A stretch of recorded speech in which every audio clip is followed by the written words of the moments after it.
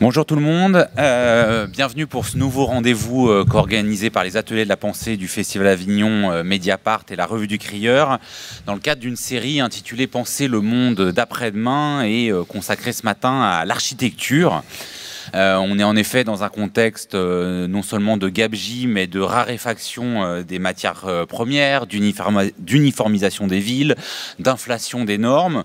Et donc on peut se demander comment on pourra construire demain autrement, si on veut bâtir non pas, on est à Avignon, des monuments pour les princes contemporains, mais un habitat durable et commun.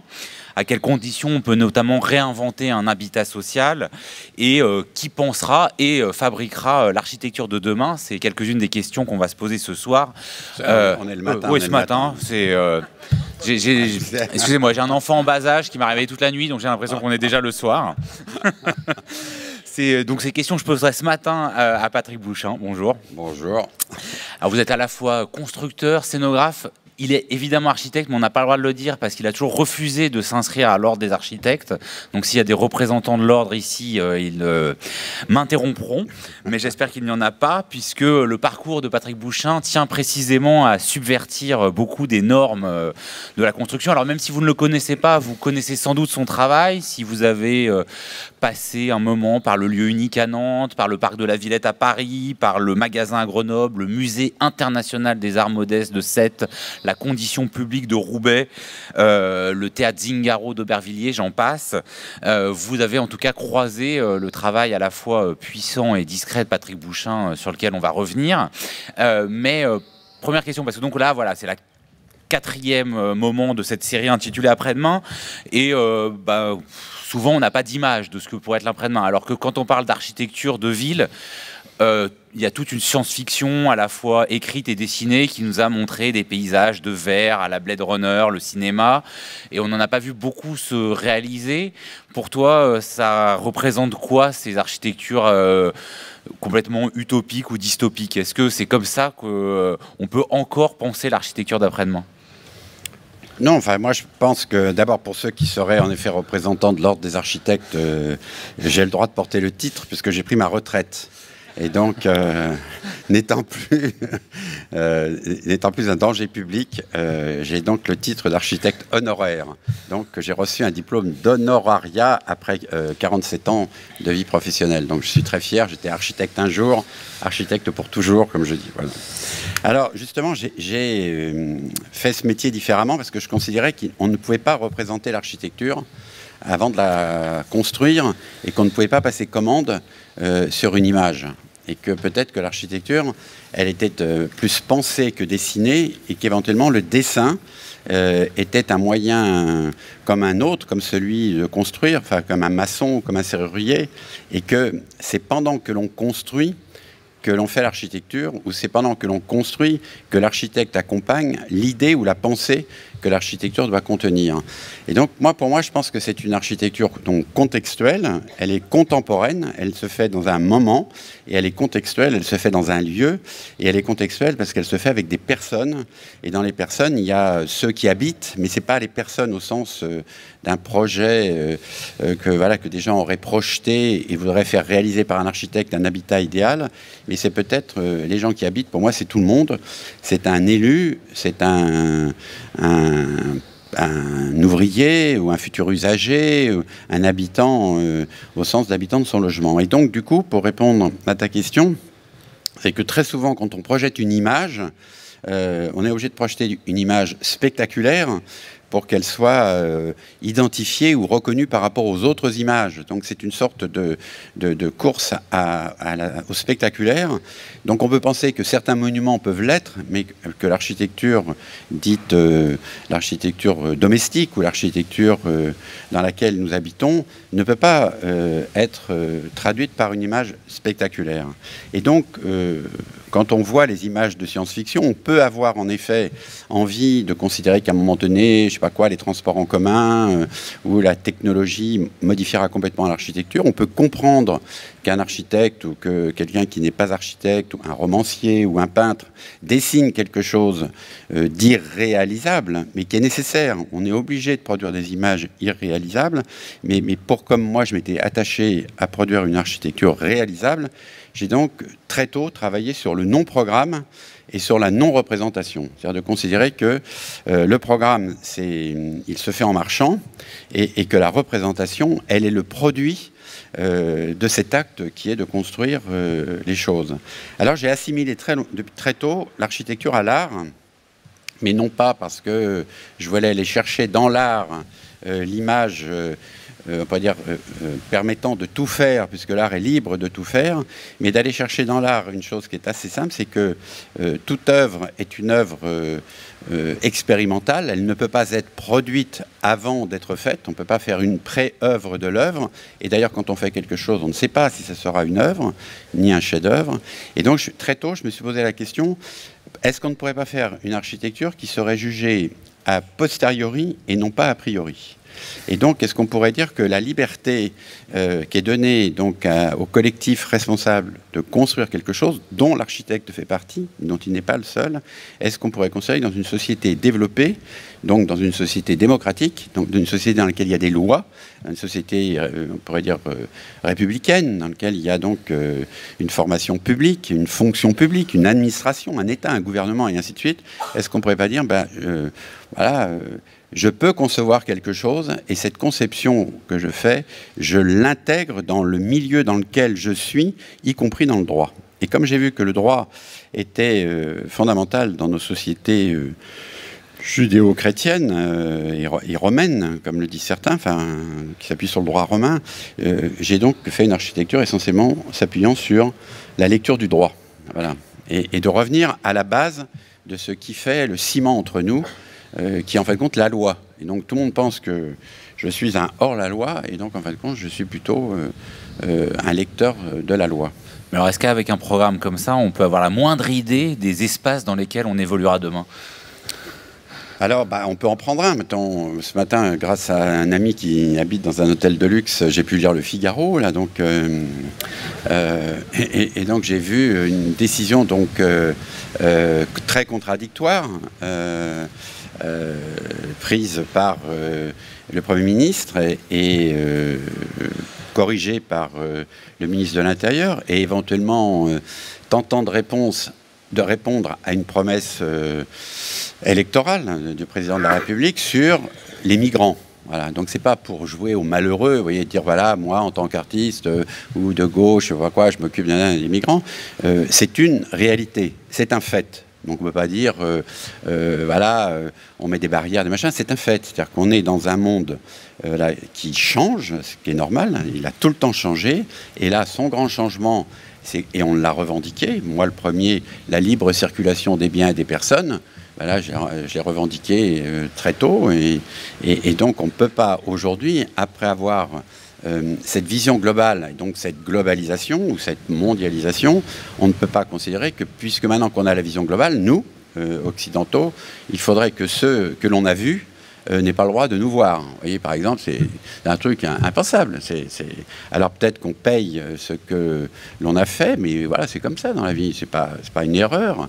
Il fallait peut-être, voilà, c'est cet impérialisme peut-être de la pensée occidentale, et aujourd'hui intégrer, voilà, le résultat de cet impérialisme. Alors donc, je pense que pour répondre tout simplement à ta question, on est peut-être dans un monde où le territoire n'est pas délimité à la patrie, à la nation, voilà, et que le territoire, il est celui sur lequel on habite, et que peut-être que cet habitant est sur ce territoire pour un temps plus court, non pas parce qu'il vit moins longtemps, au contraire, il vit plus longtemps, mais il est peut-être moins lié avant à la sédentarisation de son activité économique, l'emploi, à vie familiale et amoureuse, puisque donc tout ça, on l'a gagné, c'est-à-dire de se peut-être désaliéner en partie sur le travail attaché, sur la dépendance au patron, sur la famille obligatoire pour toute une vie, et ainsi de suite. Puisqu'on s'est détaché de tout cela, il faut donc vivre, voilà, il faut vivre avec, et moi je pense que c'est positif. Donc on pourrait dire que c'est peut-être une architecture plus partagée, mais au sens peut-être par nécessité. C'est pas un idéal, c'est une nécessité. C'est une architecture plus mutualisée. Peut-être qu'il y a des changements de fonction, ou des changements de comportement, ou des changements politiques, des changements économiques, qui amèneront donc à des déplacements plus importants et des déplacements qui ne sont pas obligatoirement, comme le dit le Premier ministre, que des déplacements où, je sais pas, c'est Bill Gates qui dit ça, je trouve ça formidable, quoi. Pour quelqu'un qui a inventé la toile, le réseau, qui a fait sa fortune sur ça, il dit en effet, il ne faut pas donner envie, car si on accueille bien les gens, on va donc augmenter le flux. Voilà, donc c'est quand même assez gros, quoi. Pour quelqu'un en plus qui crée une fondation, soi-disant à but non lucratif, qui s'est rendu compte que soutenir les pays en voie de développement pour que les gens restent chez eux, comme peut-être dans ces pays, il y a une instabilité politique ou une instabilité quand même économique qui fait que ça dépasse quand même le simple fait que quelqu'un veuille payer une école ou un hôpital, et que donc peut-être que lui-même, en faisant un hôpital à Kinshasa, il donne envie de s'apercevoir que le soin c'est important, et que en France ou en Europe c'est pas un hôpital mais des milliers d'hôpitaux, voilà, par exemple, et que donc il faut mieux venir chez nous, il y a des milliers d'hôpitaux. Moi je ferais pareil, alors, donc je me place dans cette situation. Mais on a quand même l'impression que penser l'architecture d'après-demain, ça se heurte aussi à deux écueils symétriques qui sont très présents aujourd'hui. C'est d'un côté la préservation patrimoniale à tout prix, qui est assez coûteuse et rigide, et de l'autre, un nouveau mouvement moderne qui a été effrayant par son côté table rase. Est-ce que Patrick Bouchin, dans son travail, a cherché des fois des troisièmes voies, comme à Bègle, dans la piscine de Bègle? Est-ce que c'est ça, une des pistes, c'est de trouver une troisième voie qui ne soit ni on préserve tout en l'état, ni voilà, on imagine des surfaces sans passer? J'ai tout essayé. Alors on va commencer, d'abord la première chose, on va commencer par la pollution. La pollution est patrimoniale, on pourrait dire. Puisque c'est plutôt de s'en débarrasser. Voilà, parce qu'encore une fois, c'est-à-dire que si on est allé chercher des matières premières dans d'autres pays et qu'on a transformé ces matières premières chez nous, et qu'en les transformant chez nous, en partie on a pollué notre territoire, à les jeter dans les pays où on est allé chercher des matières premières, les terres ou les objets pollués, au prétexte qu'on ne peut pas vivre avec, parce que nous, on est développement durable, ou on est écologiquement compatible, je trouve que c'est patrimonial. Donc j'ai travaillé justement sur peut-on considérer l'écologie ou disons, la désindustrialisation comme patrimoniale. Et donc, j'étais un des premiers, il y a 40 ans, à travailler justement sur les lieux qui perdaient leur valeur. Donc, c'est pas travailler sur... parce qu'on est dans un monde, disons, spéculatif, mais on s'aperçoit que la spéculation, elle se déplace en fonction des moments où le commerce permet spéculation. Et si jamais il y a une extinction de la demande, il y a donc disparition de l'action spéculative. Voilà, on a une usine, on produit, je sais pas, une matière, cette matière ne rentre plus dans les produits qui sont consommés, l'usine ferme, par exemple. Alors j'ai travaillé très tôt, justement, avec le monde artistique, parce que ces lieux ou ces terrains sans valeur, voire même avec une valeur négative, c'est-à-dire que pour les prendre, pour les voler, éventuellement, il fallait investir de l'argent. C'est-à-dire qu'il fallait presque payer pour les remettre sur le marché. Donc j'ai travaillé très tôt, mais sans m'en rendre compte, avec des gens qui occupaient des endroits abandonnés, pour lesquels, en effet, on ne leur demandait pas de compte, et qui éventuellement avaient les lieux qu'ils demandaient ailleurs et qu'on ne leur donnait pas. Donc ces lieux étaient pollués. Donc j'ai travaillé très tôt sur une pollution patrimoniale. Et je me suis rendu compte assez vite qu'il y avait un changement complet. C'est que si, en effet, la propriété elle est au centre de notre société, c'est-à-dire posséder pour s'enrichir, je me suis rendu compte aussi que, et c'est marxiste, posséder quelque chose qui ne peut pas être vendu ou qui ne peut pas faire de la plus-value ou de valeur n'a pas de valeur. Donc il faut posséder quelque chose qui rapporte. Et donc par exemple, le logement, un logement inhabité est un logement qui coûte. Un logement habité est un logement qui rapporte. Et un logement qui rapporte, c'est un logement pour lequel le locataire paye un loyer. Donc dans le logement social, par exemple, l'office HLM, s'il a un logement inoccupé, une vacance, comme on dit, il n'a pas de rentrée, même si on considère que celui qui paye, voilà, on considère à peine celui qui paye, si on a un logement vacant, ça coûte plus éventuellement qu'un logement dont le locataire ne paierait pas le loyer. Je me suis rendu compte à ça. C'est-à-dire qu'occuper, même sans payer son loyer, c'est plus valorisant pour un logement que quelqu'un qui occuperait un logement inoccupé. Donc j'ai travaillé sur cette occupation créant valeur. Et je me suis rendu compte même que s'il était inoccupé, comme il coûtait alors que voilà, l'office HLM devait se mettre en équilibre, c'est pour ça qu'on a commencé à détruire. On a dit, puisqu'il est vacant, c'est pour ça qu'il est plus adapté, et donc il faut le démolir pour en construire un autre qui sera donc qui aura une plus grande valeur et dont on pourra trouver un locataire. Donc je trouvais quand même que le système était pervers et absurde. Après la table rase de la modernité, qui était peut-être nécessaire parce qu'il fallait construire rapidement, je trouve que la table rase de la modernité construite, au prétexte qu'elle ne correspond pas au mode de vie, est plus catastrophique que la table rase. Les grands ensembles qu'on a construits sur les petits îlots d'habitation. C'est ça, ou des fois sur rien. Moi, j'ai participé à des constructions de logements sociaux à Nanterre sur un bidonville qui était donc un bidonville invivable. Et donc, c'était un plus pour tous les gens qui habitaient. Ce qui a été un moins, c'est la façon dont on a attribué le logement et la façon dont on a laissé les gens s'approprier le logement social. C'est ça qui est le moins. C'est que qu'est-ce qu'on aime dans l'autoconstruction non réglementaire d'un campement ou c'est ce qu'on trouve beau. C'est parce qu'en fait, c'est la société qui s'auto-organise pour produire un espace dans lequel elle veut vivre. Mais comme elle manque de moyens, très vite, ça tourne au cauchemar sur le plan sanitaire et sur le plan de la sécurité. Mais si on avait laissé, y compris sur une trame rigide, comme le logement social, une appropriation sociale des gens qui devaient rentrer dans un confort qui était donc, pour l'époque indispensable, on aurait peut-être eu la deuxième couche que le logement social n'a pas eu, c'est la couche sociale. C'est la couche culturelle. Aujourd'hui, est-ce qu'on peut imaginer de préserver tous les logements sociaux qui ont été construits dans les années 60-70, ou est-ce qu'il faut quand même, sans faire la table rase qu'avait prévu le mouvement moderne avec l'emblématique plan voisin de Le Corbusier pour Paris, quand même trouver des espaces et donc renoncer à certains types d'existants? En gros, est-ce qu'on construit à partir de ce qui existe sans tout préserver, mais quand même en essayant de garder le maximum, ou est-ce qu'il faut libérer des espaces? D'abord, dans toute l'histoire de l'humanité, on a toujours construit en récupérant ce que l'on démolissait. Donc on a toujours ce qu'on appelle réemployer. Pour partie, on n'a pas conservé au sens de restaurer pour remettre à l'identique, on a toujours travaillé par économie en réutilisant ce que l'on avait utilisé pour la construction précédente. Et donc c'est ce qui a fait cette architecture, d'ailleurs que y compris les architectes aiment, c'est ces architectures qui sont faites les unes sur les autres par réemploi, on pourrait dire.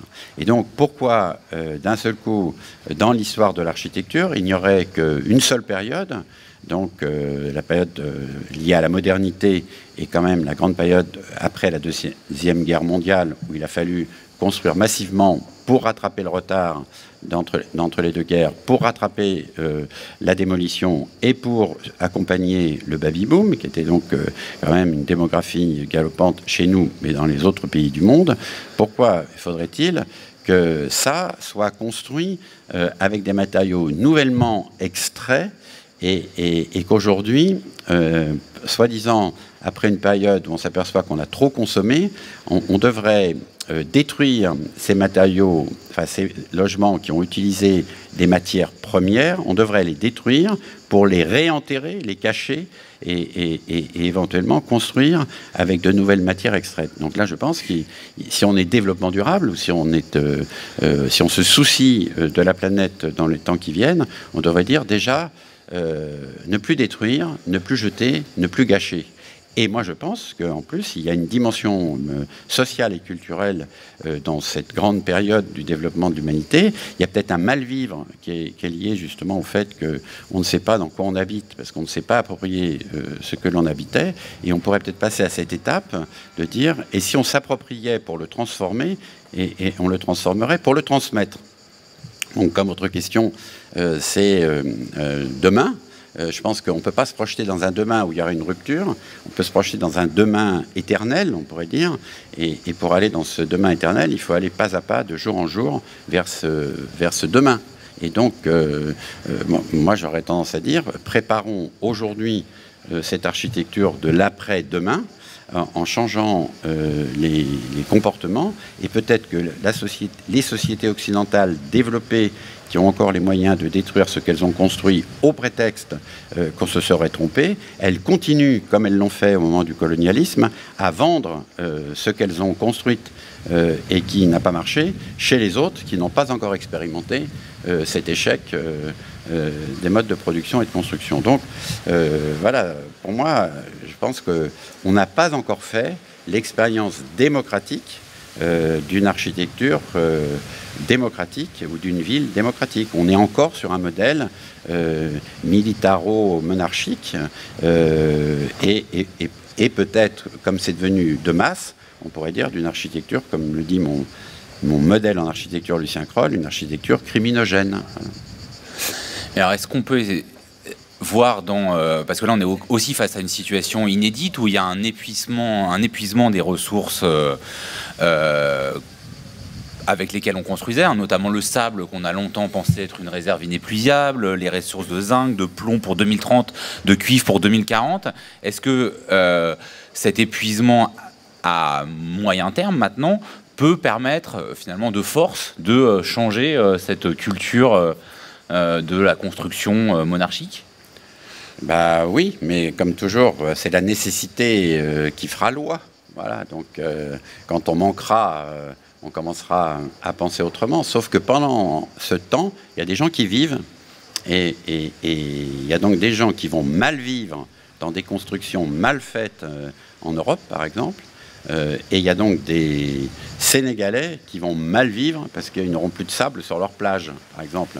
Donc ça paraît quand même incroyable. Et après, on a des Occidentaux qui vont en vacances au Sénégal parce qu'ils vivent mal chez nous et qu'ils ont besoin de faire une rupture avec la société dans laquelle ils sont. Et ils vont aller voir donc une plage qui est complètement foutue parce qu'on a pris le sable et éventuellement regarder une construction vernaculaire au Sénégal. Ils vont prendre un autocar, ils vont y aller, ils vont prendre des photos, des machins, et ils ne regarderaient pas un ouvrier sénégalais qui, justement, par nécessité, viendrait en Europe pour trouver du travail, et lui, il serait donc un ouvrier du bâtiment, et la personne se ferait construire éventuellement un logement de développement durable, où on utiliserait peut-être la terre crue pour construire en terre au prétexte que, alors que lui, c'est la maison de son enfance. Voilà, il y a quand même un monde complètement schizophrène. C'est-à-dire qu'il va y avoir un ingénieur français qui va se pencher sur la terre, qui va aller en Afrique pour voir comment on construit en terre, alors que l'ouvrier qui construit en terre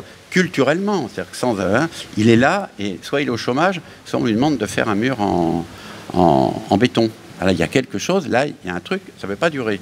Alors, moi, je pense que c'est positif. Ma critique, elle est positive. Hein, et ma critique, elle n'est pas du tout apocalyptique. Enfin, elle ne va pas vers l'apocalypse. J'ai vérifié que, en effet, alors, j'ai tenté de démontrer que chaque fois que j'avais une commande ou, disons, un moyen de construire, je mettais à l'épreuve ce que je dis. J'applique ce que je dis, ou tout au moins ce que je dis, je le tire de ce que j'ai appliqué. Plutôt, c'est une sorte d'expérience avec un aller-retour acte et pensée, pensée et acte. Et dans le pensée, il y a le politique.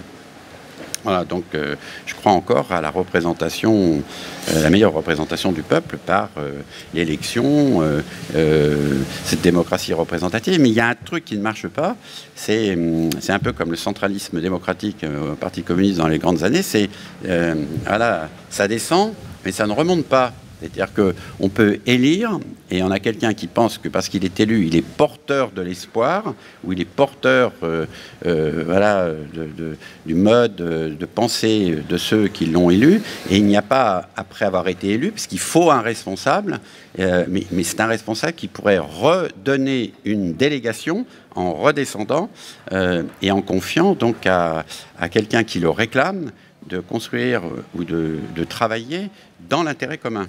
Voilà. Donc je travaille depuis très longtemps sur ça, parce que seul le privé, au sens privatisation, se sert de ça. C'est-à-dire qu'il va chercher dans la collectivité ou la collectivité élue ce qu'elle ne peut pas faire ou ce qu'elle est incapable de faire structurellement, et elle lui rend par un service qu'on appelle une délégation de service public ou un partenariat public-privé ou un service d'intérêt économique général et tout. Elle redonne. Donc comme là on a des gens qui revendiquent d'être coupés de l'action, ou d'autres qui revendiquent, qui font et qui se trouvent dans l'illégalité, je pense qu'on est dans une période où, par nécessité, peut-être financière et politique, on va peut-être assister à ce basculement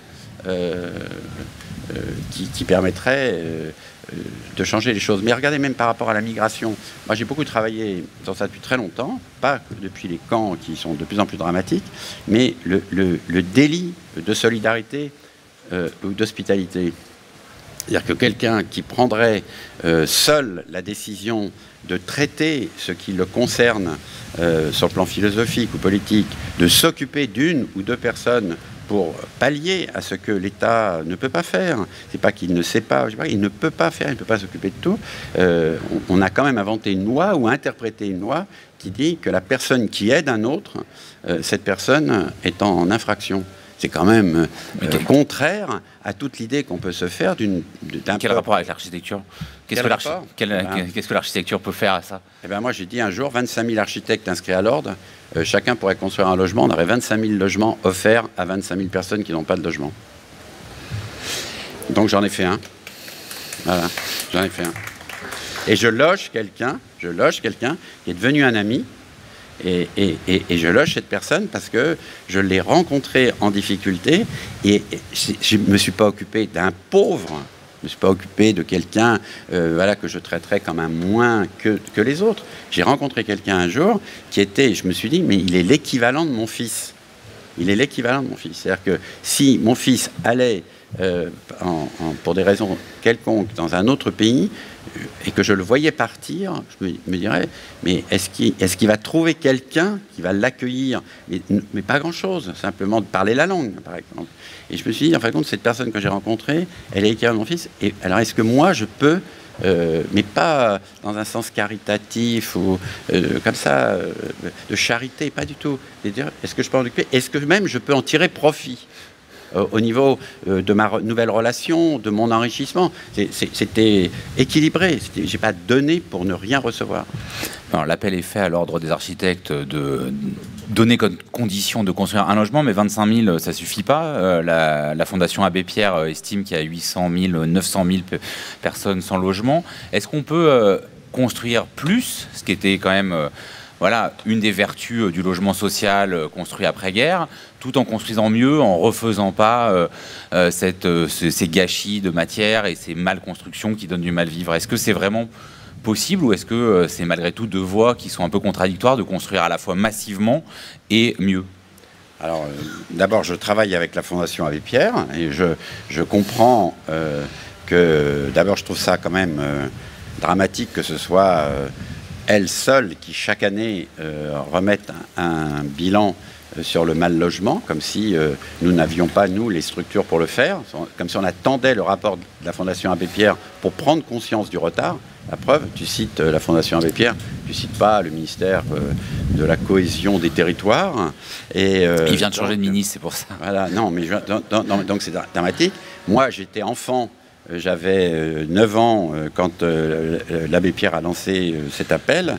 Je me rappelle encore voilà, il n'y a eu qu'un mort, mais c'était invraisemblable qu'il y ait une mère qui meurt de froid. C'était invraisemblable. Donc aujourd'hui, quand on voit le nombre de morts en Méditerranée ou dans les camps et autres, je veux dire, ça devient courant. Enfin, même à Paris, un SDF qui meurt, voilà, on regarderait ça comme on critiquait à l'époque de, je sais pas, l'Inde, en disant comment peut-on avoir des gens comme ça morts sur les trottoirs et tout. Donc ça veut dire qu'on ne fait pas attention. Mais pour revenir quand même à ça, parce que étant largement à la retraite, j'ai décidé de donner mon temps, ça aussi je fais un appel, gratuit. C'est-à-dire de considérer qu'il y avait deux techniques quand on est à la retraite, c'est jouer au golf, s'acheter des chaussures Quechua, ou éventuellement s'occuper des autres. Donc j'ai décidé de m'occuper des autres et de considérer que ma retraite est la première bourse publique et commune que je touche, parce que je touche ma retraite par les cotisations que j'ai versées et par les cotisations que les gens qui sont en activité versent.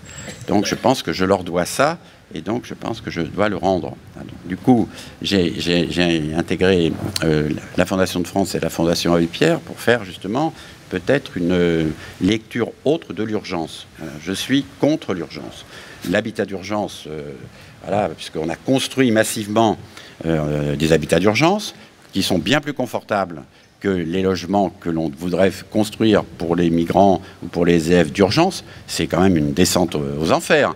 Construire une petite maison en bois avec une toile de 3 mètres par 3 et de considérer que s'ils ont ça, ils sont heureux, alors que nous, en 54, on a sorti des bidonvilles des gens pour les mettre dans des appartements de 3 pièces et tout, avec des baignoires et tout. Et même avec ça, ça ne marche pas, parce qu'il n'y a pas d'appropriation et d'occupation. Ça ne suffit pas, le quantitatif, il y a un qualitatif à mettre. Et donc, je vais essayer de travailler justement sur la non-valeur du logement social. Donc je l'ai fait à Sarcelles, par exemple, de loger dans des logements qui allaient être détruits des familles irakiennes, des Kurdes irakiens, qui considéraient que les logements dans l'état où ils étaient, c'était supérieur en qualité de ce qu'ils avaient même en Irak avant de partir de chez eux. Et que donc cette appropriation, mais sans aucune règle que l'appropriation, ils pouvaient transformer ces logements, y compris en récupérant des matériaux de démolition d'autres logements, matériaux avec lesquels ils auraient fait un camp, par exemple, et alors que là, j'avais quand même une structure, on pourrait dire, déjà presque faite. Ils réhabilitent un 3 pièces à ça, dans une cité de Sarcelles, plutôt que de construire une cabane dans un camp. Oui. Donc, et en plus, c'est assez drôle, parce que c'était à la fin de Sarcelles, c'était comme si toutes les fins sont inhabitables, et cette fin était donc, allait être démolie, comme s'il fallait toujours démolir la périphérie à sa fin, parce que c'est là où la pauvreté se met. Mais c'est assez drôle, parce que des fois, on est rattrapé. C'est-à-dire que le tour, où la périphérie est plus vivante que le centre, par exemple. Et donc, à Sarcelles, bon, ce n'était pas encore le cas, mais il y avait à cette périphérie des jardins ouvriers, dont ces jardins ouvriers avaient été faits par des Portugais à l'époque de Sarcelles en 62, et donc les enfants des Portugais ne cultivaient plus les jardins ouvriers. Donc il y avait des jardins ouvriers qui étaient en friche. Donc les jardins ouvriers où certains Portugais très vieux venaient encore là pour se rappeler le bon temps. Il n'y avait pas de jardin de production. Quand ces Chaldéens sont arrivés, ils ont vu une terre qui était 10 fois plus riche que celle qu'ils avaient en Chaldée. Et n'oublions pas que la Chaldée, on vient de là, hein, Ur, les premiers chrétiens partent de Ur quand même. Donc d'ailleurs le type m'avait dit, moi je ne suis pas musulman, je suis chrétien. Je dis, bah, on va se calmer, c'est pas le sujet. Mais il m'a dit, non mais je suis chrétien, voilà, c'est tout. D'ailleurs c'est pour ça qu'on les avait accueillis, parce qu'ils étaient chrétiens. Et donc il dit, cette terre, elle est mieux que la terre que j'ai quittée. Le logement que vous allez démolir, il est mieux que le logement que j'ai quitté. Moi, vous me donnez juste l'autorisation de l'occuper, je cultive et je deviens autonome. Parce que jamais j'ai vu un truc pareil, on gratte, ça pousse, quoi. Nous là-bas, il faut comme des malades, quoi. Et en plus, il avait des mains d'agriculteur, un savoir d'agriculteur, à tel point, d'ailleurs, je me suis trouvé dans une situation invraisemblable. À un moment donné, il m'a dit, où habites-tu? Et j'ai tellement eu peur de dire que j'habitais le 4e arrondissement. Je me dis, mais je ne peux pas lui dire ça. Je peux pas lui dire ça. Il me pose une question, je vois la question qu'il veut dire.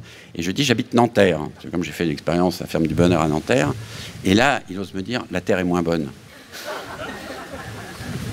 Donc, il connaissait mieux l'Île-de-France que moi, enfin, où il la connaissait comme les rois l'avaient connue, parce qu'ils sont implantés là et tout, Nanterre et tout. Et là où il s'est implanté, j'ai regardé après le lieu-dit, c'est là où Louis XV chassait. C'était les Hauts du Roi, ça s'appelait.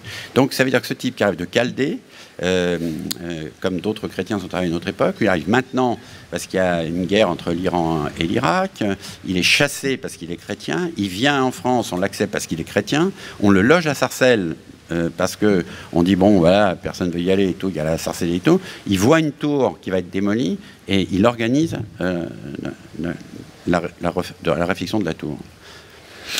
Et donc, j'ai fait ça pendant 1 an avec lui, le groupe. On a logé 30 familles. J'emmenais donc des architectes du monde entier pour montrer.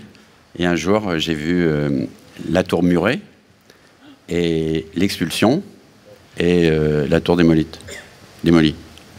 Donc, c'est inacceptable. Et le maire de Sarcelles, à l'époque, c'était Strauss-Kahn. Après, ça a été Pupponi. Et Pupponi a eu le droit de s'appeler En Marche et d'être élu député. Ça pose la question de qui construira l'architecture de demain, parce que là, ce que vous montrez aussi, c'est la disparition de savoir-faire. Est-ce que, par exemple, l'autoconstruction, ou en tout cas l'auto-entretien des logements, par exemple la transformation d'une tour promise à la destruction, c'est quelque chose qu'on peut encore imaginer, parce qu'on est sans doute une des premières générations, enfin parmi les premières générations, à ne plus construire nos logements, enfin, ou de moins en moins. Est-ce que ces savoirs et ces savoir-faire, ils sont définitivement perdus ou ils peuvent être réactivés? Alors, moi, à chaque fois que je fais un chantier, d'abord, je demande le nom et le prénom de toutes les personnes qui construisent pour moi. Je ne l'appelle pas le plombier, le menuisier, ou des fois du nom de l'entreprise à laquelle il appartient. Ça, c'est la première des règles. La deuxième, c'est de savoir quelle formation il a eue pour revendiquer ce métier. Une fois sur deux, je m'aperçois qu'il fait ce métier parce que plus personne ne veut le faire et qu'on considère que le métier du bâtiment, c'est le métier sans savoir-faire.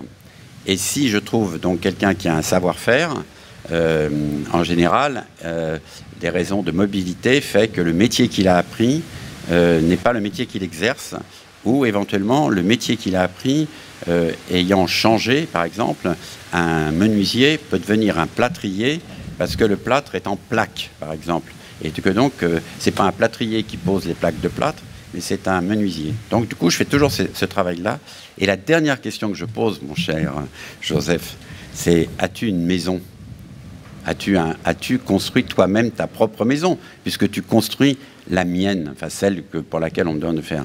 Et donc, la plupart du temps, ces gens rêveraient de construire leur maison et ils n'ont pas de maison. Soit ils habitent en foyer, chez Marchand de Sommeil, soit ils habitent des logements sociaux dont ils considèrent qu'ils pourraient intervenir dedans parce que c'est leurs parents qui ont construit ces logements sociaux. Donc on n'a jamais eu autant d'autoconstructeurs inactifs. C'est bien plus que les autres époques. On a un monde au chômage, en immigration, en intérim et autres, qui sont nos constructeurs et qui pourraient être les autoconstructeurs.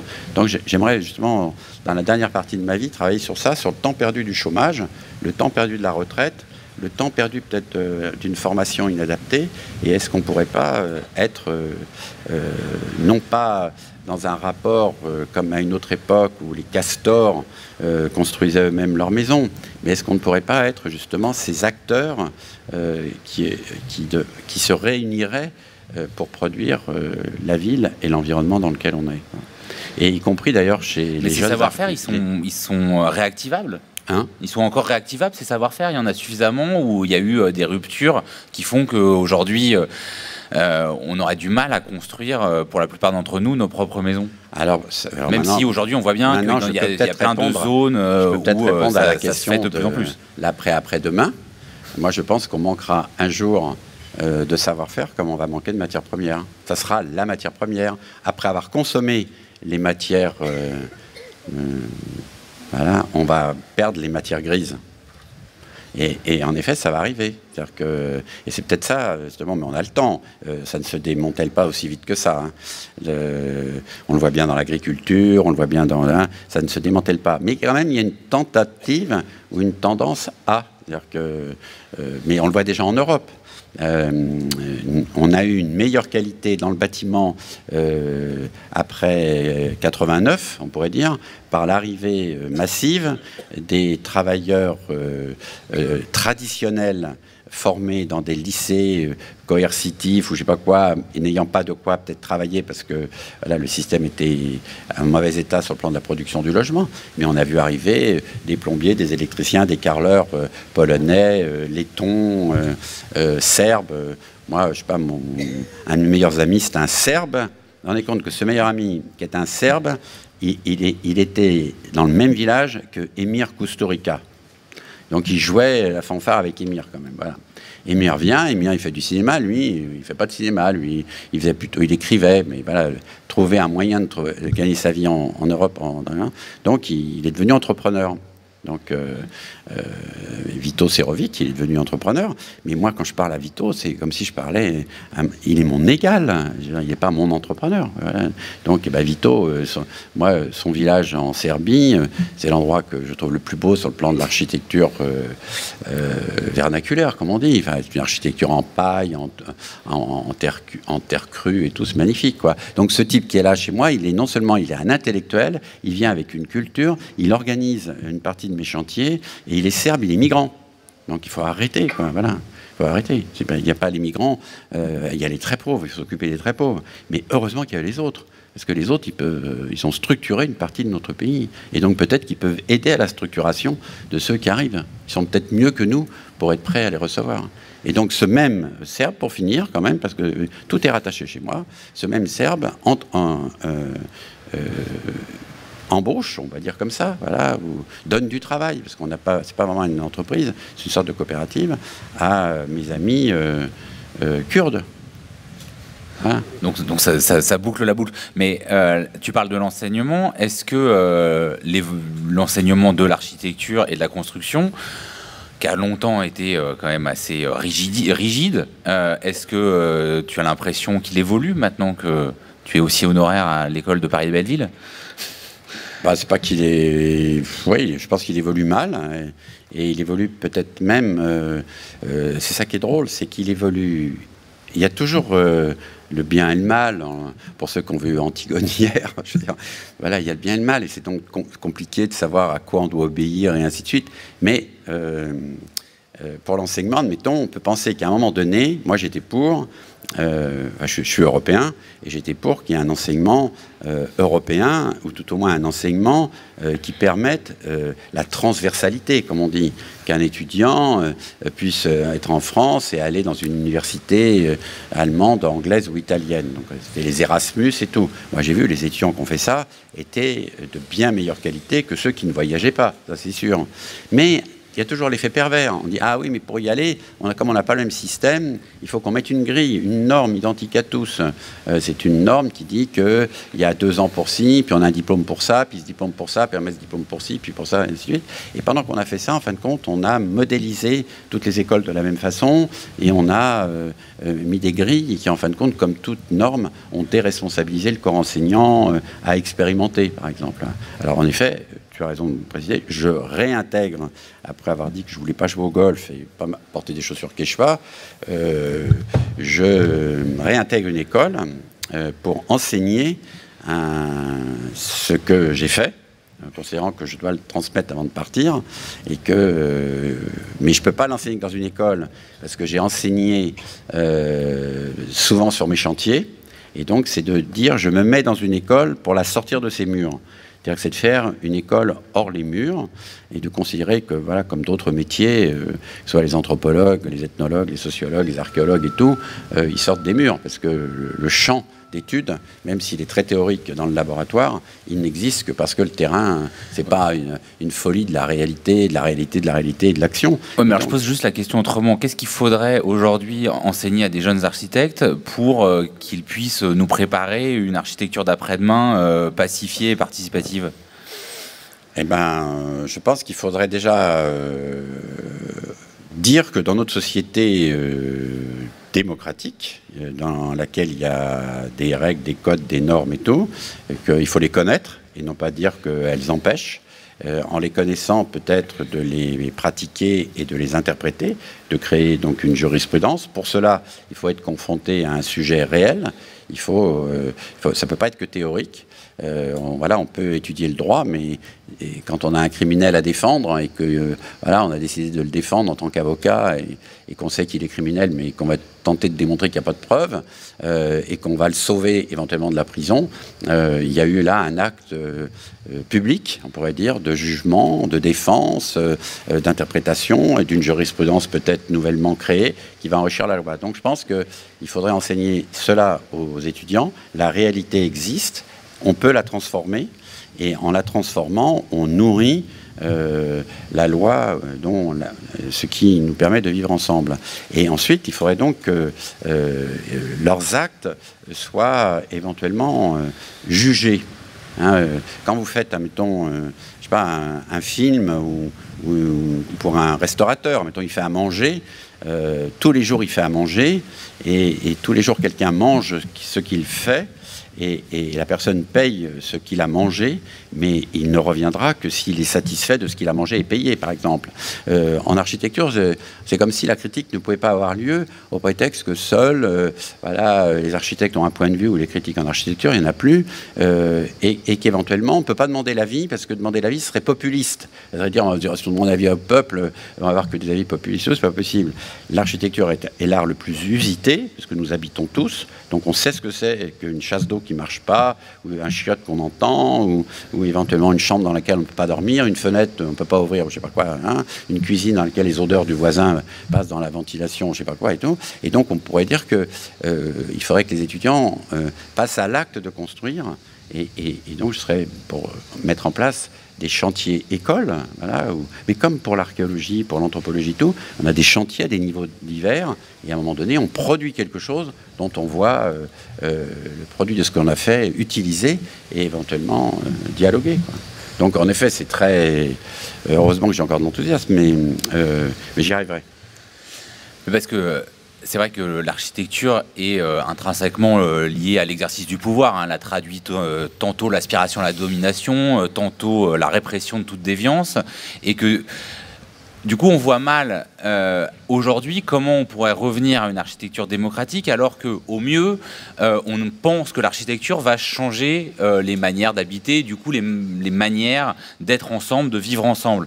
Est-ce que, pour toi, il faudrait donc complètement inverser l'idée, c'est-à-dire d'abord révolutionner la société pour révolutionner l'architecture? Ou est-ce que l'architecture peut avoir un rôle à jouer dans une révolution sociale, encore? Oui, bah, je sais pas, alors je vais en faire... donc j'ai décidé de faire... ce que j'appelle une preuve par 7, pour qu'on me pose la question pourquoi 7, voilà. Et donc de prendre 7 objets apparemment impossibles à faire, ou il faudrait faire une révolution. 7 lieux, 7 bâtiments, voilà, 7 bâtiments, 7 lieux, 7 villes, je sais pas, je verrais 7 maires. Peut-être que une fois ça pourrait être un maire qui, une fois ça pourrait être une association qui, une fois ça pourrait être un objet. Il faudrait qu'il y ait 7 choses qui soient très différentes. Alors mettons, je vais peut-être en prendre une des 7 qui serait sur ce qu'on appelle le dépérissement des centres-villes. Voilà, parce que je trouve que c'est un sujet incroyable, parce que voilà, on est tous effarés du dépérissement des centres-villes, mais on fait tous nos courses dans les supermarchés. Donc voilà, il faut savoir se dire cela. C'est plus commode de prendre sa voiture, d'aller dans un supermarché. C'est même d'ailleurs très agréable d'aller dans un supermarché. Moi, j'y vais. J'adore me promener dans les rayons et tout, d'acheter des choses et tout. Puis j'aime bien, en effet, avoir un commerce près de chez moi. Mais lequel, comment, et ainsi de suite. Donc je voudrais travailler justement sur un bourg dont on est à peu près sûr que la rue n'est plus porteuse du commerce. Ça, on est sûr. Et réintroduire le petit commerce en le subventionnant, c'est complètement ridicule. C'est-à-dire, d'abord, on aura un mauvais commerce, et puis, voilà, c'est une société, les sociétés communistes ou socialistes ont démontré que c'est pas possible. Il y aura quand même la pénurie, où le produit sera de mauvaise qualité. Alors, est-ce qu'on pourrait travailler sur un habitat qui est au-dessus du commerce, qui avait dans son rez-de-chaussée un commerce, dont le commerce est parti, et dont le commerce et l'habitat ont perdu la valeur, puisqu'il avait une valeur parce qu'il y avait un commerce en dessous, ou il y avait une valeur parce que la rue était vivante, ainsi de suite. Et donc, il y a des gens qui cherchent des logements, par exemple. Et là, il y a des bourgs où il y a des logements qui ont une valeur nulle, donc on peut les avoir pour rien, et même des fois une valeur négative, on peut recevoir une subvention pour justement occuper ce truc. Moi, j'appartiens donc à une génération qui s'appelle le baby-boom. Dans quelques temps, je serai grabataire. Et est-ce que j'irai à l'hôpital, dans une maison de retraite, ou est-ce que j'ai envie d'habiter peut-être à côté d'une crèche, d'une école maternelle, ou peut-être quand même à côté d'une autre personne, mais de ne pas la voir tout le temps avec ses couches culottes et ainsi de suite, quoi, voilà. Donc, peut-être que j'aurais envie d'habiter un rez-de-chaussée, par exemple, et peut-être qu'un centre-ville pourrait être un pavillonnaire de vieux, par exemple, voilà, pour me lancer comme ça. Voilà. Non, mais parce qu'après, il y a des vieux qui ont acheté des maisons, avec des gens qui étaient jeunes, qui ont acheté des maisons, qui ont pensé que quand ils seront vieux, ils seront bien dans ce pavillonnaire, et qui aujourd'hui peuvent ni payer le chauffage, ni refaire la toiture, ni entretenir le jardin, ni conduire la voiture pour aller faire leurs courses au centre commercial. Vous voyez, il y a un truc de fou, quand même. Alors, je vais essayer de travailler justement sur des jeunes qui, comme à mon époque, ont occupé un bourg parce que tout est gratuit. Donc, ils ont quitté Paris et ils ont eu pour 50 000 € la Banque de France. La Banque de France, toute refaite, l'appartement du directeur, les bureaux, le rez-de-chaussée, la salle des coffres et tout, 50 000 euros. Ils ont fait là-dedans 7 appartements. Donc ils habitent des appartements, voilà, comme il n'y aurait pas. Et comme ils sont graphistes, architectes et autres, en fin de compte, ils se sont rendus compte qu'ils étaient mieux là, et même y compris pour exercer leur métier ailleurs, mais pour peut-être quand ils travaillent, ils sont mieux là que dans une banlieue parisienne ou dans un tout petit logement parisien. Et du coup, en étant là, ils se sont rendus compte qu'ils pouvaient agir sur le plan local d'urbanisme. Ils ont été voir le maire, et donc ils ont commencé à dire, mais on va faire un atelier public d'architecture qui traiterait de paysages, et tout. Et puis le maire a dit, mais oui, bien sûr, paf, voilà ce que je disais, la délégation. Et après, ils se sont rendus compte qu'il y avait des commerces et tout, et eux-mêmes ont attiré d'autres personnes qui sont venues prendre ces commerces. Et là, on commence à dire, est-ce qu'on ne pourrait pas dans ces commerces mettre, mettons, un jeune couple qui n'a pas les moyens de construire encore un pavillon, la maison de Christine Boutin à 100 000 euros, là, et qui, en fait, c'est complètement con de la construire, parce que des fois, les gens, ils veulent une aire de jeu, ils veulent l'éclairage public, ils veulent un abribus, ils veulent un ramassage scolaire et tout, et pourquoi ils ne seraient pas là? Et donc, on va réinstaller, comme ça, dans un bourg, quelqu'un qui voulait construire un pavillon, et quelqu'un qui avait un pavillon, qui en a ras-le-bol d'avoir un pavillon. Donc, c'est pas faire la révolution, c'est vivre. Alors, ça, c'est une piste. C'est quoi les pistes exactement pour le logement social, sachant que un des derniers chantiers de Patrick Bouchain, ça s'appelait Construire ensemble le grand ensemble, et que l'idée était notamment à Boulogne-sur-Mer plutôt que de détruire, de proposer pour moindre prix que ce que demandait un promoteur pour détruire et reconstruire du logement standard, de faire construire par les habitants une partie de leur logement, de leur donner des logements pas complètement finis. C'est bien ça. Est-ce que ces expériences de construire ensemble le grand ensemble, alors que je rappelle, il y a quand même 13 millions aujourd'hui de Français qui vivent dans le logement social, donc on est sur quelque chose de massif, ça ne peut pas être des micro-expériences. Est-ce que ce genre d'expérience te semble modélisable, réplicable, ou est-ce que, comme ça a précisément un côté très artisanal, local, malheureusement, on ne peut pas imaginer que ce soit des pistes pour l'après-demain? D'abord, voilà, on ne mange pas tous dans un restaurant national, on fait tous les jours à manger chez soi, on peut faire ses courses dans un supermarché et dans un commerce de proximité, on peut manger des plats congelés ou des plats frais. Donc voilà, tous les jours, il y a 65 millions de Français qui mangent, voilà, qui dorment, pour certains qui font l'amour, d'autres qui se soignent, ainsi de suite. Bon, voilà. Alors donc ça veut dire que les micro-actes, ça existe dans notre vie quotidienne. Donc il n'y a aucune raison que le logement soit de masse. Aucune raison. Voilà, ça c'est la première chose. Habiter Lille, c'est pas habiter Marseille. Avoir la même réglementation à Lille, c'est pas la même chose qu'à Marseille. Et donc on doit recontextualiser le logement. On doit le recontextualiser dans les difficultés qu'il rencontre, parce qu'en effet, c'est pas la même aide, c'est pas le même soutien, c'est pas la même réponse que l'on aura entre l'ouest de la France, et on le voit sur le plan électoral, et sur le plan voilà, économique, et ainsi de suite. Voilà. Donc du coup, moi je suis pour démontrer que justement des micro-opérations peuvent se faire sans augmenter les dépenses publiques, et voire même en pouvant faire des économies, et des économies en effet qui ne profitent peut-être pas à Bouygues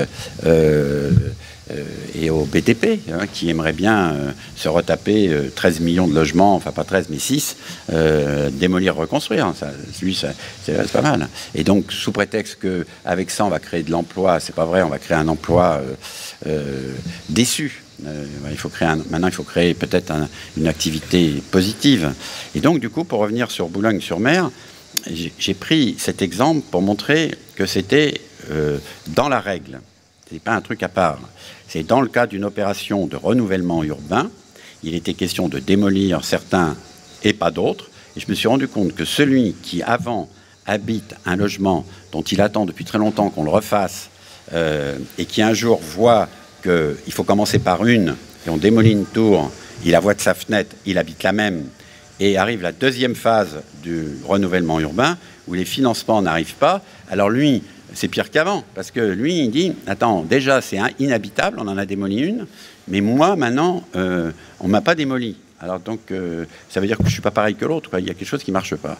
Et donc j'ai commencé à dire, je vais travailler dans cette deuxième phase, où il n'y a plus l'argent pour démolir, reconstruire, mais il y a peut-être quand même l'argent pour démolir, parce que dans la démolition, il y a un but caché qui est de faire exploser les contextes sociaux trop difficiles. C'est-à-dire là où il y a trop de concentration, trop de ghettos, en fin de compte, on le diffuse.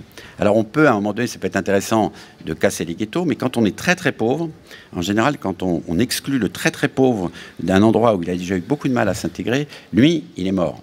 Lui, il est définitivement exposé. Donc, il coûte très cher sur le plan social et il coûte très cher sur le plan humain. Ça, on n'en parle même pas, quoi. C'est une valeur inestimable. Et donc, je me suis dit, est-ce que je peux prendre l'argent de la démolition? Remettre d'aplomb. On a de l'argent pour démolir, on n'a pas d'argent pour construire. Et est-ce que si on prend l'argent de la démolition, on peut réparer un logement pour qu'il soit habitable? Un peu ce qu'avait fait avec les Chaldéens. Et est-ce qu'on pourrait donc avoir un autre standard, justement, pour réparer un logement pour qu'il soit habitable, dont le premier standard serait que je réparerais le logement habitant chez lui? Non pas lui comme un castor autoconstruisant, mais est-ce que je peux, comme un bourgeois, ne quitte pas son logement quand il fait faire des travaux? Il est même content de choisir les rideaux, la moquette, le machin, la peinture. Il déménage sa chambre, il couche dans le séjour si on repeint la chambre, et ainsi de suite. Je me dis, pourquoi quelqu'un qui est comme ça modeste ne pourrait pas vivre avec un ouvrier qui viendrait chez lui? On m'a dit, ça ne marchera jamais, ils vont tout voler. C'est la première idée, ils vont tout voler. Je dis, bon, on va commencer comme ça.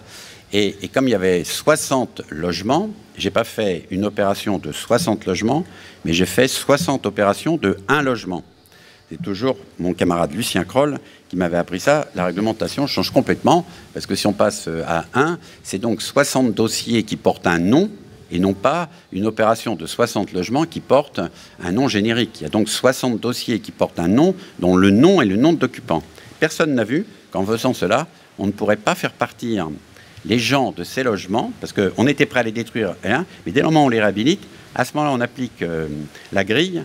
Vous êtes veuve, vous avez un T3, comme on dit, et donc c'est pas la peine en tant que veuve de rester dans un T3, vous avez le droit à un studio. Donc du coup, au moment où une personne a perdu ses enfants qui sont partis, perdu son mari qui est mort, et en général d'une maladie là professionnelle, elle est seule et elle va donc finir sa vie ailleurs que l'endroit où elle a fait sa vie. Et donc j'ai enlevé l'argument, elle a quand même dit, cette femme, mais mes enfants ont des petits-enfants qui viennent chez moi, parce que chez moi, c'est plus grand que chez eux. Et donc, ça paraît normal qu'une grand-mère puisse accueillir chez elle ses petits-enfants. C'est le b.a.-ba d'une société quand même équilibrée. Donc, du coup, en faisant 60 opérations d'une maison, et la maison portant le nom d'une personne, cette personne, elle avait un 3 pièces. Voilà, donc, elle ne pouvait pas changer. Et donc, cette personne, qu'est-ce qu'elle avait comme problème? Elle avait simplement un problème de salle de bain. Elle ne voulait pas changer le séjour. Il était un peu pisseux, machin et tout. Mais elle était bien dans ce séjour. Mais la salle de bain était pourrie. Elle n'avait pas de fenêtre. C'était un logement social, elle n'avait pas de fenêtre. Donc on a changé que les fenêtres et changé la salle de bain. Et donc on n'a pas fait un modèle de remise à niveau de l'ensemble des logements. Pour elle, ce qui comptait, c'était la salle de bain et les fenêtres. Et donc, quand on la voit sortir de chez elle aujourd'hui, elle dit « Ah, c'est formidable, j'ai la maison que j'aime. » Parce qu'il y a juste ça qui lui manquait. Et donc, dans les 40 000 € que j'ai attribués par maison, j'ai donc fléché ces 40 000 € sur les objets qui correspondaient à chacun. Donc, non seulement les 60 logements, c'est une micro-opération, comme tu dis, mais dans cette micro-opération, j'ai fait encore plus petit. Je suis descendu à 1, parce que c'est le 1 qui compte. Et dans le 1, ce qui est formidable, c'est qu'elle n'était pas capable d'autoconstruire. Parce qu'elle était vieille, cette femme. Mais simplement, elle connaissait des gens qui étaient au chômage, des amis de son fils et tout, qui étaient artisans, mais qui n'avaient pas, qui étaient intérim, chômage, alternatif, auto-entrepreneur, toutes ces conneries qu'on fait et tout. Et on a dit, bah toi, tu choisis les gens qui vont travailler chez toi, comme un bourgeois choisirait son truc, et puis tu vas les conduire, ces gens. Tu vas choisir le carrelage, parce que nous, on choisit notre carrelage. Hein.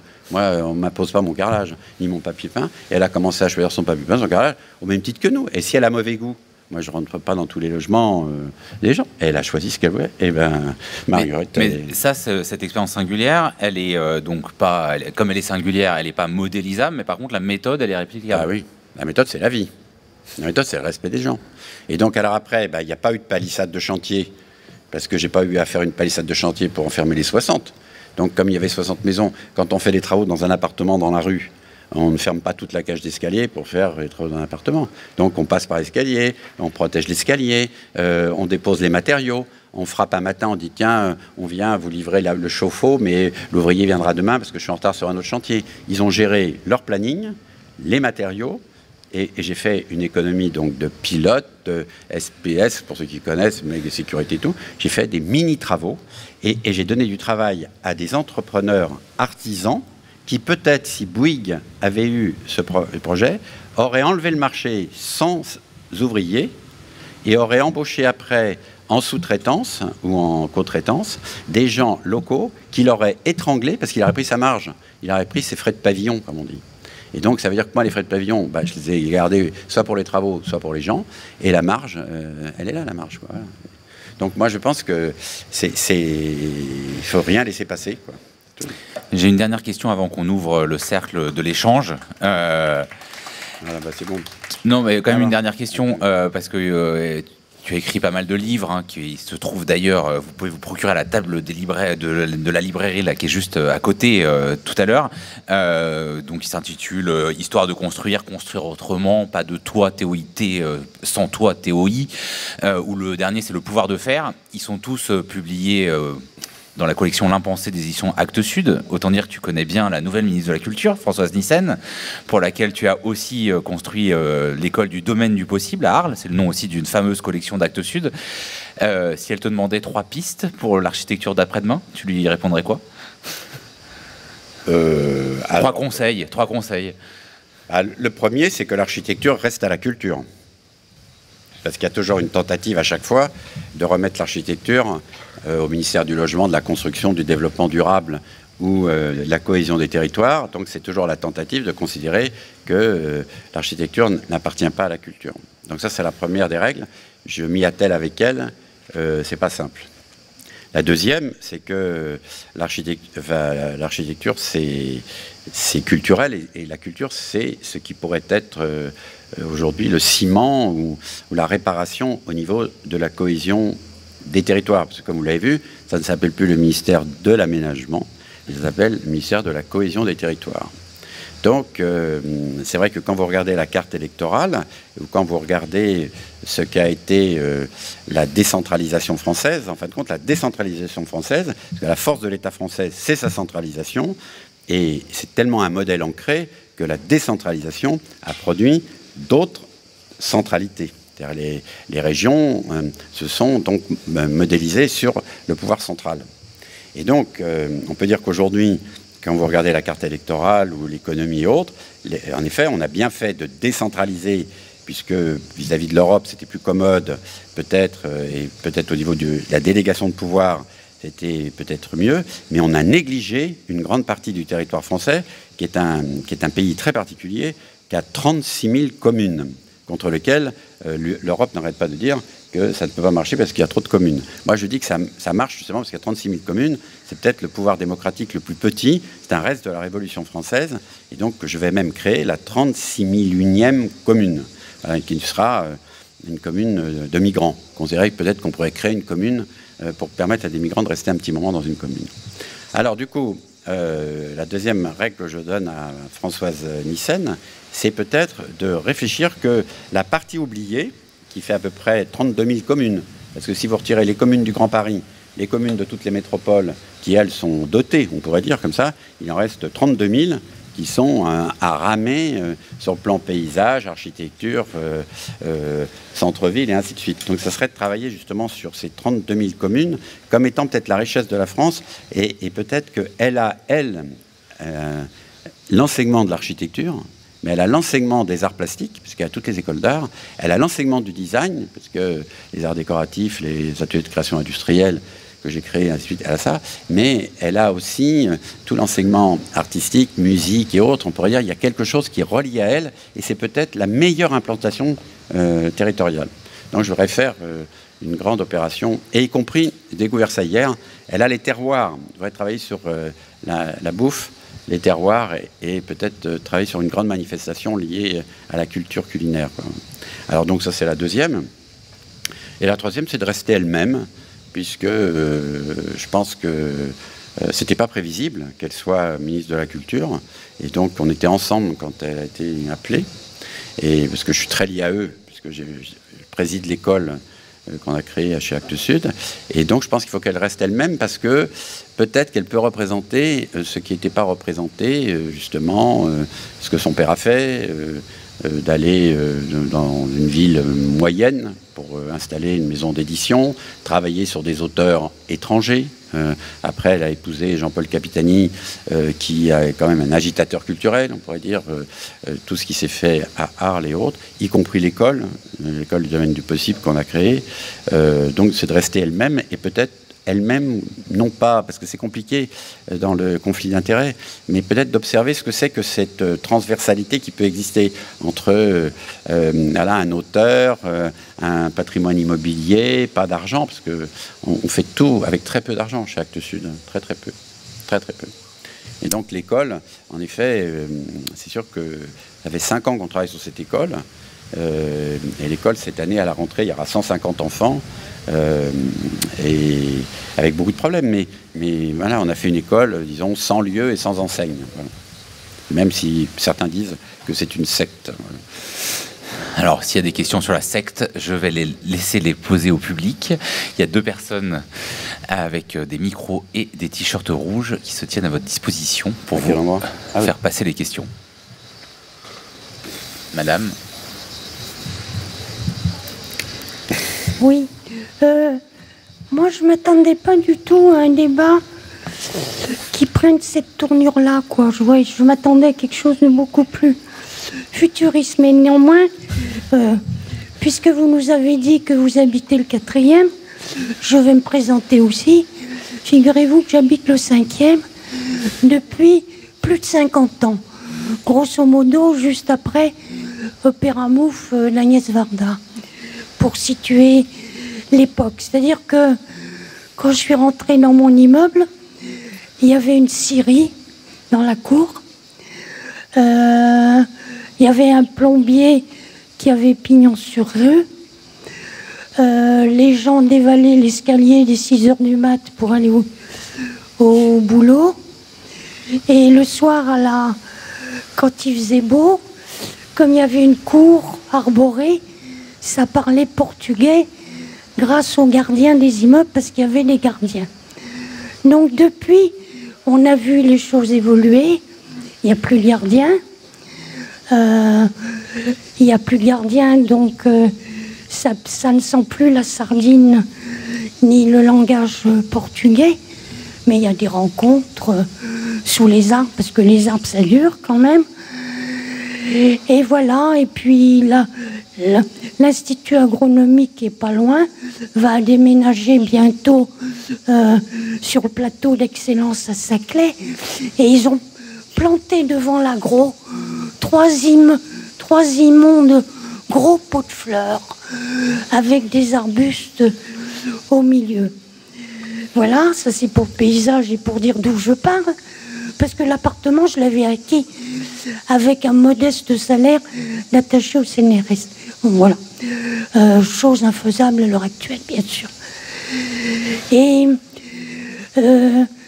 moi, ce qui m'interpelle, c'est aussi la question d'un monsieur mature qui était bon élève en maths, une petite cinquantaine bien portée, et qui m'a dit un jour: oh là là, le marché de l'immobilier en Angleterre est complètement saturé, donc ça va venir en France. C'est-à-dire que ce marché de la pierre, quoi, il me semble quand même que c'est aussi à l'origine de bien des choses. Et moi, comme j'aime Paris, j'ai très peur de ce que va devenir l'Hôtel-Dieu, juste en face de Notre-Dame. Ça ferait un superbe hôtel 6 étoiles, compte tenu de l'obligation qu'on a d'obéir à l'industrie touristique, etc. Et voilà, donc ça c'est une petite remarque de Parisienne, enfant d'immigrés, etc. Et alors l'autre remarque, l'autre remarque, c'est à propos d'un débat aussi sur l'architecture que j'avais eu au Théâtre de la Ville. Il y avait des architectes avec un débat. Et un monsieur architecte m'avait donné l'adresse d'un site où on expliquait que les Chinois faisaient des maisons, des immeubles à partir du recyclage de matériaux. Voilà. Donc je m'attendais à quelque chose comme ça plutôt pour le. Alors on va demander à Patrick Bouchain s'il a une remarque un peu plus futuriste à faire à vos remarques. J'attends une deuxième question. On va grouper. On va grouper les questions, monsieur. Merci. Oui, nous sommes 7 à préparer un habitat participatif à Lille dans un très grand programme de 1200 logements à Fifka et Babcock. Et donc, ce que vous disiez que vous parliez de votre école, peut-être que nous ferions un passage fructueux dans votre école pour travailler avec l'architecte que nous venons de choisir. Oui, mais pourquoi y a-t-il que 20 logements? Oui. 20 logements habitat participatif et 980 pas participatifs. Une autre question et ensuite Patrick Bouchain vous répondra. Oui, bonjour Patrick Bouchain. Merci beaucoup pour cette conférence qui a été très éclairante. Oui, voilà. J'ai écrit ma question, comme ça je ne me perds pas en route. Notre problématique à Annie-Claude et à moi, Philippe Kretman, pour faire évoluer l'habitat social, nous avons choisi l'habitat social participatif. Nous pensons que c'est une solution. De nos 2 expériences marseillaises, malheureuses à ce jour, nous avons rencontré la réticence des collectivités et des bailleurs vis-à-vis des futurs habitants ayant acquis des compétences leur permettant de tenir leur rôle de maître d'usage. Le savoir est interdit aux habitants, aujourd'hui, qui sont tenus de se plier aux règles fixées, soit par des accompagnateurs de groupes plus ou moins professionnels, ou des techniciens de la construction, y compris certaines catégories d'architectes, faisant peu de cas de la participation des habitants. On est loin du grand ensemble. Comment est-ce qu'on va faire après-demain? Ça ne nous intéresse pas beaucoup, parce que nous, c'est plutôt demain. Est-ce qu'il y a des solutions? D'abord, il y a des textes qui le permettent. C'est-à-dire que je pense qu'il ne faut pas attendre, en effet, que dans la programmation, pour se donner bonne conscience, des opérateurs publics ou des collectivités disent, puisqu'il y a une revendication de participation, alors on donne des miettes, comme ça on dit, en effet, sur 1000 logements, on en donne 10, on pourra dire qu'on a soutenu l'habitat participatif, ou pour le réemploi, on dit voilà, et on donne 10 logements à une entreprise ou à une association d'insertion de faire un travail d'exception, quelquefois considéré comme un travail éphémère et non pas un travail pérenne sur le réemploi. Et donc, pour répondre précisément à votre question, depuis très longtemps, je pense que la qualité de l'architecture, c'est la qualité de la commande. Et que pour avoir une commande de qualité, il faut donc détenir la commande. Il faut donc pouvoir s'arroger la commande. Donc c'est pour ça que très tôt, je n'ai pas attendu qu'on me passe commande. J'ai donc essayé de savoir quels étaient les objets sur lesquels je voulais travailler et donc que je puisse provoquer la commande. Donc c'est une forme, ce que vous dites, c'est un peu la suite de tout le travail que notre génération a fait, mais ça s'amoindrit et c'est quand même un peu pour nous donner une dernière chose que l'on réclame. Alors moi j'ai créé il y a très longtemps ce qu'on appelait l'habitat autogéré et groupé en 72. Donc l'idée c'était d'aller là où les autres ne vont pas, puisque la spéculation immobilière était très forte à ce moment-là, c'était d'aller analyser les terrains qui ne convenaient ni aux promoteurs ni aux particuliers. C'est-à-dire qu'en fin de compte, soit la parcelle était trop grande pour un particulier, soit la parcelle était trop petite, voire enclavée pour les promoteurs. Donc on a fait un atlas de ce que l'on a appelé les terrains potentiels pour une petite échelle, comme tu dis tout le temps, parce qu'il y a en effet des grandes échelles. Il y a les deux, mais il y a une petite échelle ou une échelle intermédiaire sur laquelle on peut agir. Donc j'ai fait des opérations où on est devenu promoteur. C'est-à-dire que l'idée, c'était qu'on crée des sociétés civiles immobilières. Moi, j'étais en général le gérant. ça permettait à cette société de pouvoir faire un emprunt collectif, fléché mais collectif. Donc ça permettait des cautions pour ceux qui avaient très peu d'apports. Et ensuite, ça permettait à l'époque d'emprunter à des taux plus bas, puisqu'on était considéré comme promoteur. Voilà. Bon, j'ai fait ça, c'était quand même possible. Alors après, j'ai travaillé sur une loi qui est pas applicable, enfin qui est applicable, mais il faudrait l'appliquer avec courage, parce que le législateur a mis quelque chose pour qu'elle ne soit pas applicable, qui s'appelle l'accession progressive à la propriété. C'est-à-dire, c'est de dire qu'en gros, c'est pas une propriété, pour moi, privée qui remplacerait une propriété publique, le logement social. Je pense qu'une société doit structurer un logement contrôlé pour permettre de loger une population pauvre ou une population qui n'a pas les moyens d'accéder au logement privé.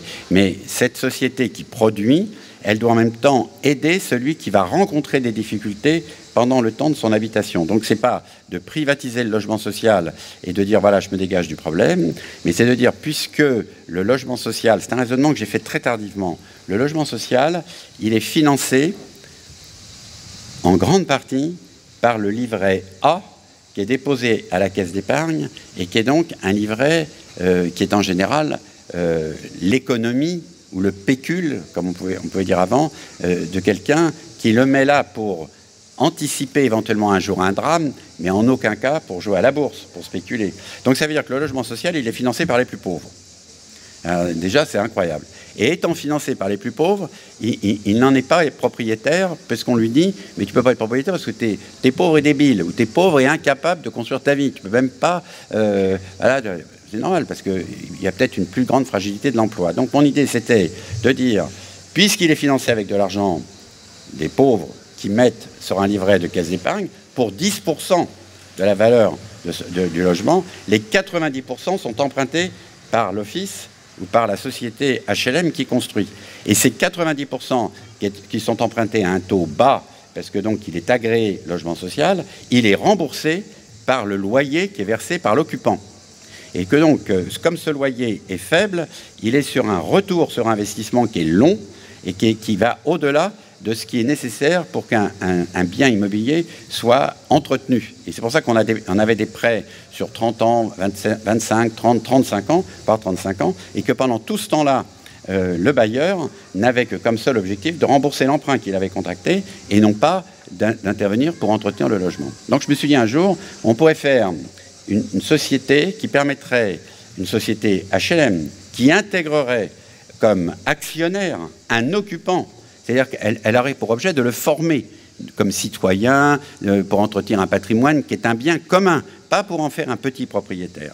Et donc dire que cette part sociale que le locataire du logement social aurait serait en fin de compte un pécule qui serait en fin de compte un épargne fléchée. C'est-à-dire que ça lui permettrait de dire quand je partirai à la retraite ou quand je partirai parce que je change d'emploi et tout, au lieu d'être pénalisé en quittant mon logement social, en fin de compte, on me rend pour partie comme un leasing, une somme que j'ai versée à une société dans laquelle je suis actionnaire. Donc je ne peux vendre mes parts que, bien sûr, sans spéculation, comme pour un livret de caisse d'épargne, si vous voulez, mais je peux reprendre ce à quoi j'ai participé. Donc pendant ce temps-là, je suis quand même concerné par l'entretien du logement. C'est-à-dire, je suis concerné même, d'ailleurs, comme de manière participative, à la gestion, et d'ailleurs, ce serait un moyen d'élever le niveau de formation de gens qui seraient tout à fait capables de le faire. Alors, ça, c'est SCI en APP, la loi a été promulguée, mais le législateur, pour bloquer, il a dit, il faut que l'office d'HLM, au bout d'un certain temps, vende la totalité de ses parts.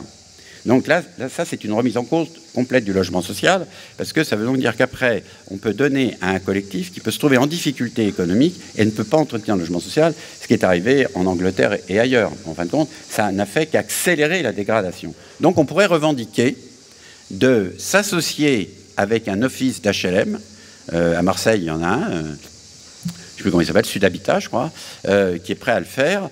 Un collectif viendrait, non mais c'est dur, je sais, mais le collectif viendrait, mais je l'ai fait quand même. Je l'ai déjà fait même à Boulogne-sur-Mer avec un organisme. C'est pour ça qu'il faut quand même un élu qui en général est président d'un office, qui décide de faire une opération pour laquelle il y a une loi et dont cette loi, il l'expérimente, il l'applique en tentant de la corriger. Et après, en effet, c'est élever un niveau d'habitants qui n'est pas des gens comme peut-être vous pouvez l'être, vous êtes déjà structuré et tout, mais qui pourrait permettre à une population donc modeste de prendre part à la... Et donc j'allais jusqu'à créer après une entreprise qui aurait pu faire qu'une partie des travaux, comme du temps des castors, où quand on construisait son logement en tant que castor, l'entreprise à laquelle vous apparteniez achetait pour vous les matériaux, donc faisait les avances d'achat de matériaux, l'EDF, la SNCF faisait comme ça. Donc je pense qu'il faut prendre un cas, le micro, moi je crois au micro, se le coller et non pas attendre qu'on le fasse,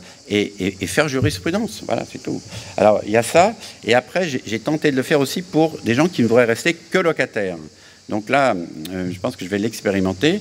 On pourrait aussi dire qu'il y a des gens qui ne veulent pas du tout même porter des parts sociales, mais on pourrait dire qu'une partie du loyer versé est sur un compte qui est un compte de prévision, éventuellement de quelqu'un qui, rencontrant une difficulté d'emploi, de santé, pourrait, grâce à cela, ne pas être expulsé et de dire, en fin de compte, j'ai stocké mon plan d'épargne, en fin de compte, il est là, et ce petit plan d'épargne, en fin de compte, permet de combler les mois où je ne peux pas payer le loyer parce que j'ai perdu mon emploi. Je pense que c'est un vrai sujet. C'est un sujet politique, c'est un sujet économique, c'est un sujet social, et donc, voilà, moi j'ai décidé de me le... j'arrêterai pas, hein, mais je voudrais vous transmettre cette fibre de faire. Et alors après, pour le réemploi, parce que j'ai donc travaillé sur une loi qui s'appelle le permis de faire, et dans le permis de faire, il y a 5 dispositions. Pour le moment, le Conseil d'État n'en a validé que 2, donc il n'y a que 2 décrets d'application sur le permis de faire. Sur l'incendie, comment améliorer cette réglementation qui, en fin de compte, se juxtaposant, rend l'architecture inhabitable et augmente les coûts, et c'est pas exactement ce que les pompiers veulent, on pourrait reglobaliser. Sur l'handicap, c'est pareil, il n'y a que le handicap moteur qui est au centre du débat et qui diminue les surfaces habitables et tout, qui est pas bonne. Il y avait les 3 autres que j'avais mis, c'est le réemploi, l'acoustique, parce que donc je pense que là on a une réglementation où on ne fait que des barrières acoustiques, mais on n'améliore pas l'acoustique au sens de l'harmonie de l'habitat, et l'autre c'est la performance énergétique. Parce que pour moi, c'est un truc qui m'énerve au plus haut point. Si vous voulez, voilà, vous avez chaud, ben c'est l'été, et puis cet hiver, vous aurez froid, c'est l'hiver. Et puis peut-être que aujourd'hui, vous êtes en chemise, et demain, vous mettrez un pullover. Et donc, on pourrait avoir des logements avec une performance moins exigeante, et éventuellement de profiter de vivre dans un pays tempéré et d'avoir des changements de température, et de ne pas vivre dans un printemps permanent à 23 degrés qui est facteur de toutes les angines, orgelets et tout ce qu'on veut, voilà, avec le double flux, les ventilations mécaniques contrôlées, enfin toutes les conneries possibles et imaginables. Alors du coup, dans ces 5, dans le réemploi, ce qui est très drôle, c'est qu'il y a eu pression donc des fournisseurs de matériaux qui voient là un manque à gagner au niveau de leurs produits, qui normalement, leurs produits sont normés, comme on dit. Et donc, dans le réemploi, on ne peut pas garantir que le matériau réemployé soit normé. Alors, je me suis appuyé sur une disposition assez simple, qui est le patrimoine. Puisque si vous êtes responsable de la restauration d'un bâtiment historique, je ne vois pas bien comment on pourrait avoir une pierre de Saint-Pierre-Aigle normée. Voilà, on pourrait dire simplement les anciens ont utilisé cette pierre pour faire le portail de la cathédrale de de Paris, et donc on reprend la même. Alors donc c'est de dire, et si on considérait comme patrimonial le logement social, alors on peut dire je peux réutiliser éventuellement la fenêtre, le parpaing ou le carrelage du logement social. Et donc ce serait de dire un peu, peut-être que dans le réemploi, il y a de se raccorder à l'histoire et d'emmener ce qui a été rompu et de le réassocier. Donc je pense qu'il y a... on ne prend pas assez conscience de la liberté que l'on a. Voilà. On croit toujours qu'on n'a pas, mais il y a d'autres pays où, quand on prend une liberté, on va en prison. Nous, on n'en est pas encore là, et donc on devrait en profiter, parce que si on n'en profite pas, c'est une machine qui tourne à vide. Donc je pense qu'on est dans un état... on a beaucoup de chance. Une dernière petite question avant qu'on doive libérer l'estrade, madame. Voilà, oui, en effet, elle est toute petite. C'est par rapport au droit. Je crois qu'il est interdit de louer un logement, enfin, de donner un logement sans un loyer. Et si on donne un loyer inférieur au marché, les impôts peuvent vous taxer. Alors, comment on fait si on veut être caritatif, généreux, gentil, affectueux? Enfin, je ne sais pas comment le dire, mais en tout cas, comment on fait? Bah, écoutez, je pense que ouais, moi, ça, je peux, j'y arrive à chaque fois, quoi. Il faut changer. Non, il faut dénommer autrement les choses, si vous voulez.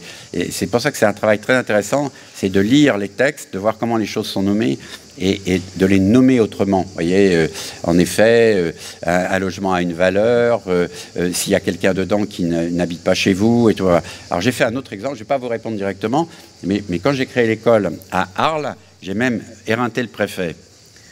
J'ai lu le Code de l'éducation, 1600 pages. Je voulais en connaître plus que tout le monde, quoi.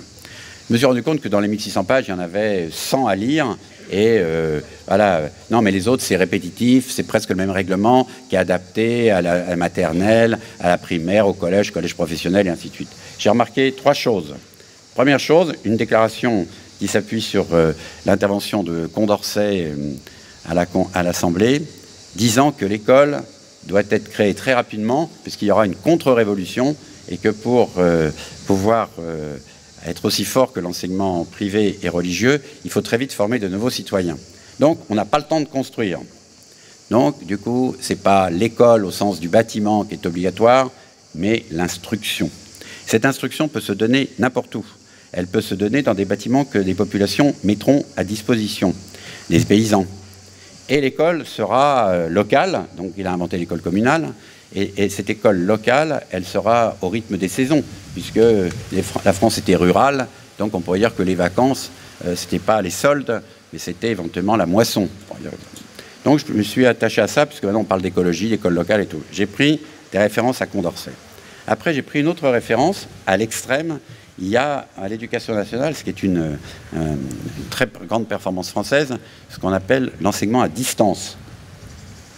L'enseignement à distance arrive à la fin, il est très essoufflé, ça va pas faire. J'ai rencontré un type en enseignement à distance qui dit, en fin de compte, on est à la fin, vous voyez, c'est comme quand, je sais pas quoi, les 3 Suisses sont en avance pour la vente par correspondance et se font doubler par Amazon. C'est-à-dire qu'ils ont le catalogue sur le dos, et ils savent pas faire autre chose, et l'autre qui double, et les 3 Suisses font faillite. Et donc il dit, en fin de compte, on va avoir peut-être besoin d'un enseignement à distance avec Internet et tout, on va avoir des cours à distance, et donc il faut qu'on renoue et tout. Il dit, moi, je veux être le correspondant de votre école, parce que si vous êtes une école expérimentale, je veux être le garant, comme quoi vos enfants qui passent par une autre voie sont du niveau de réintégrer tout le temps le public, voire même d'être du niveau de l'instruction publique nécessaire pour un citoyen.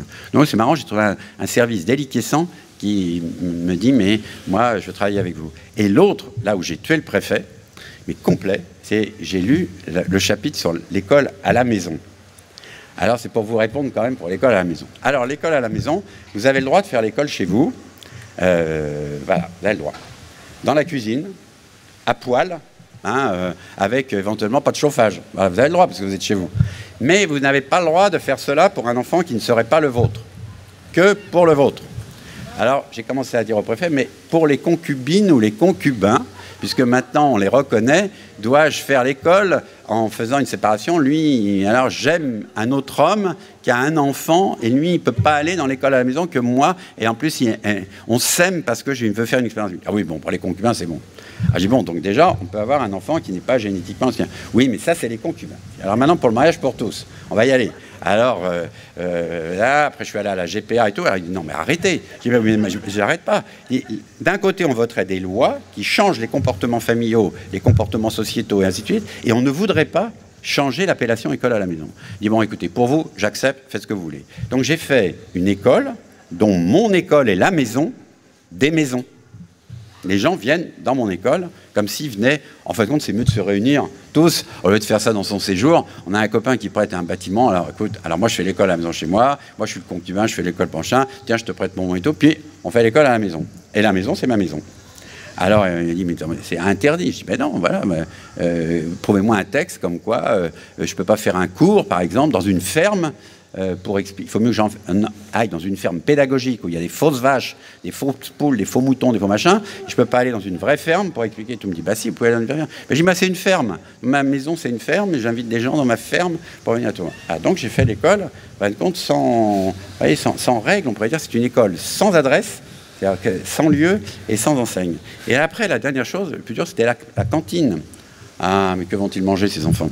Vous savez que vous ne pouvez pas manger un œuf frais pondu par une poule devant un enfant. C'est interdit, puisqu'il faut que l'œuf aille dans un endroit où on met un tampon dessus et l'œuf revient. Donc on vous dit, il faut être local.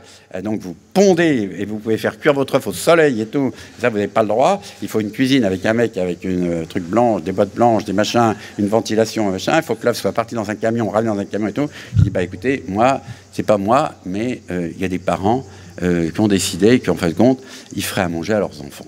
Un truc aussi simple que ça. On me dit, mais attendez, c'est interdit. Maintenant, pour les anniversaires, on ne peut plus manger les gâteaux faits par les parents. Je dis, c'est pas vrai.